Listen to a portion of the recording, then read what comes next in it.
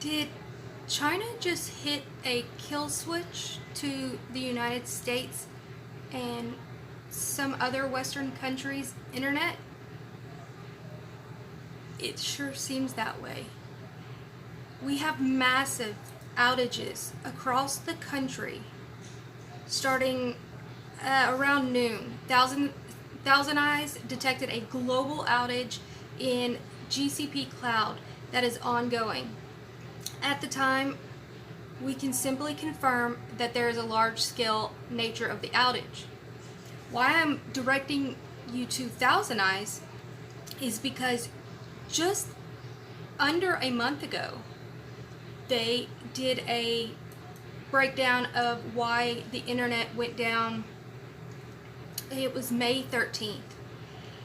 And that traced it to show how much China's internet and the things that they control impacts the United States and our internet. And for those who are not aware, we are currently in a trade war of sorts with China. Yesterday, there was a very interesting article put out by Bloomberg saying that China is targeting FedEx in a warning to the U.S. because we are saying that Huawei is a threat to national security and whatnot. And so what they are doing is trying to point out United States companies, U.S. companies that are the same. You know, they'll make up their own. Kind of like, well, I mean, who knows? But this is what was very interesting. It wasn't just FedEx. FedEx ended up apologizing, but potential targets. China had said Friday it will draw up a list of unreliable entities that harm the interest of Chinese companies. That opens the door to targeting a broad swath of the global tech industry, from U.S. giants like Alphabet Inc., Google, Qualcomm, and Intel Corps, to non-American suppliers that have cut out Huawei and Toshiba and ARM. I've never heard of ARM, but I know Australia also jumped on board with us with the Huawei situation, and so they're probably being affected too. This was not a good idea. I mean, here's the thing. When we have allowed United States companies to essentially do whatever they want for whatever countries they want and build up a complete monopoly, essentially controlling our every waking moment, we have to almost expect something like this to occur, because they have no regulations. They do what they want, and it's not like they are only in the United States. They have 3 headquarters in China. Of course, they have also, when I say they, I'm talking about Google mainly, but we also have these entities in Tel Aviv. And if you've never watched Brendan O'Connell's information, he just got another YouTube page going. Brendan O'Connell, if you've never heard of him, he is quite controversial or whatever, but he has been warning of this for years. For years.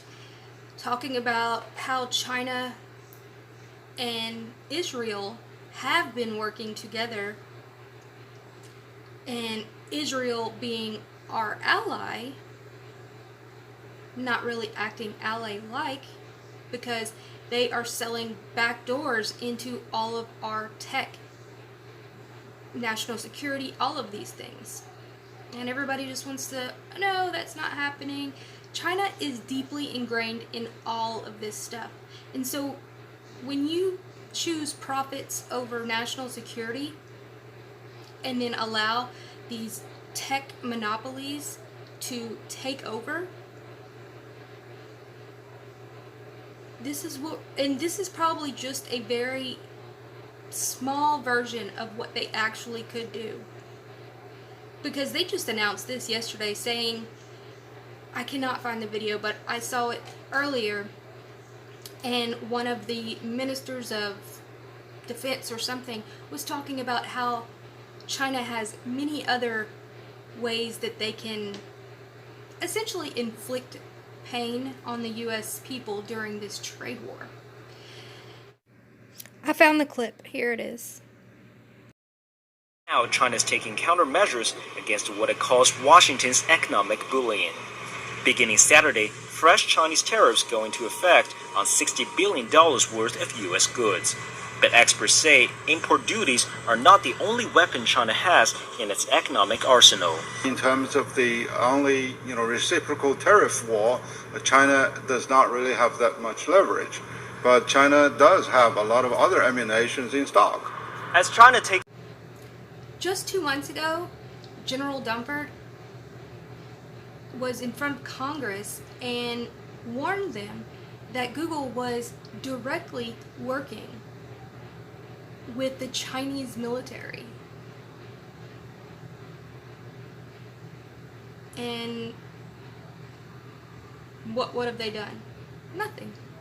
Refusing to work, telling me that Google, an American company, supposedly, is refusing to work with the Department of Defense, but is doing work in China, with China, in a way that at least indirectly benefits the Chinese government. Is that correct? The work that Google is doing in China is indirectly benefiting the Chinese military.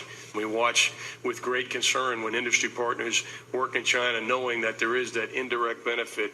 And frankly, indirect may be not a full characterization of the way it really is. It's more of a direct benefit to the Chinese military. But if you don't remember, Google employees refused to work with our DoD during another project about a year ago, and they all fought against it and said they would not be part of it, which I understand that part.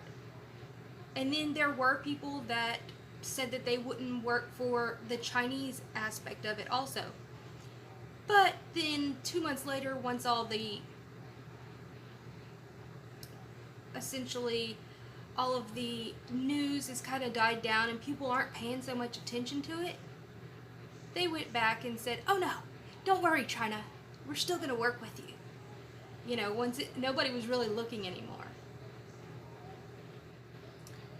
Thousand Eyes is saying that these views show that 249 of our global vantage points in 170 cities around the world with 100% packet loss, trying to reach a service hosted at GCP. And then it shows, in this path visualized view, we see all traffic dropping at the edge of Google's network. So, this is what happens when we have tech monopolies. Only about a year ago, we had Chinese hackers steal a huge trove of military data. Then Google invested $500 million into JD.com, which is JD Logistics. The People's Liberation Army of the Air Force are definitely working with the military. This is where our connections began. State media hailed the JD.com PLA Air Force partnership as an innovative specimen of civil-military fusion. Google opened up an artificial intelligence research lab in Beijing because science has no borders. As former U.S. Deputy Defense Secretary Bob Work said, anything that's going on in Google's AI center in China is going to be used by the companies in China, including foreign firms, are required by law to establish a party organization. China researcher Matthew Robertson puts it. Aside from meeting Google's own research needs, Google's AI China Center will without doubt also help fertilize China's own AI ambitions and talents. And China's military is rushing to use artificial intelligence. so they'll be needing that talent. They're not allowed to say no to the party. China's AI giants, meaning Google and any other company, cannot say no to the party which they affiliate themselves. We're not working with the Chinese military. Says, no, we are working with the U.S. government, including the Department of Defense, including the in DoD, many areas, in other including areas, cybersecurity, recruiting. Like that was a partnership with the Google Department of says Defense that supplied imaging AI tools used by American weapons. military drones. Sure.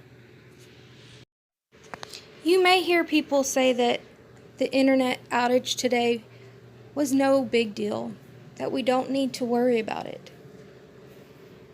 But I want you to remember all of this information and know that there are many countries that shouldn't have access to our national security, that don't have our best interest at heart. So, y'all have a wonderful day. Like, share, and subscribe.